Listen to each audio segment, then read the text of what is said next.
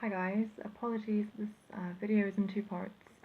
The video cut out, so I'm gonna have to go from where I started. This is very DIY, I do apologize. But yeah, what I was saying is that, you know, it feels like there's some mistrust. Maybe something happened in the past, some infidelity of some sort, and you can't seem to truly let go and make way for what you both want and to heal from that. You do want the love, and you do feel like you're giving the love, but really, if we can't let go of things from our past, we'll just be stuck there. And love can't grow if it's stuck in a dark place. It needs sunlight and warmth and gentle nurturing. And I think some people, this could be a message, that some people just need to be prepared for a negative outcome during this period. If perhaps you haven't been approaching things in the right way, as demonstrated here. But yeah, be strong and resilient, and continue to believe in love. That's truly what's most important. Don't give up. Perhaps this is a little bit of a sign to kind of hold back, and don't be so impulsive and controlling. Just be okay with letting things take their natural course.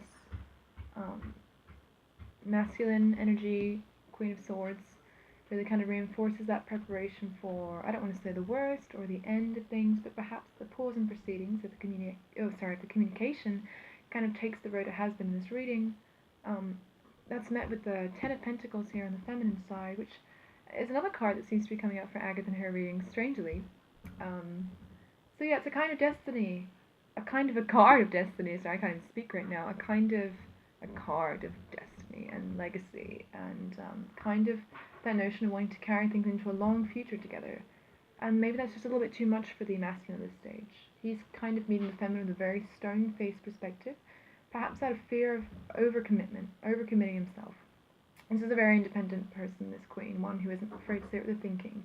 And the response could be very blunt or cutting, and he just reaches the point where he has to just say how he feels because he's been hiding from it for too long. And there is, he goes from not knowing how to communicate to being quite forthright with his feelings, which are coming from more of a headspace than a heart space.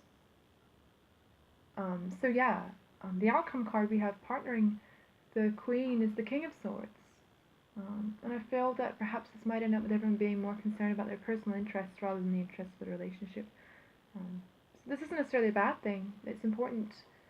It's a very important thing, actually, that we protect our best interests, because if we have our best interests, then and only then can we actually focus on giving that interest to the party, because you'll know that you'll be giving your best, if that makes sense. So although I do feel that perhaps for some people maybe a pause, I don't want to say an end, but simply a break or a pause, for people to find out what they want and where their heart lies in conjunction with their head. This is important. Ultimately, that can only lead to good things, because then you know exactly what it is you want and what it is someone else wants. And you can finally work through that, and if necessarily speaking, move on from that to something much better and more fulfilling.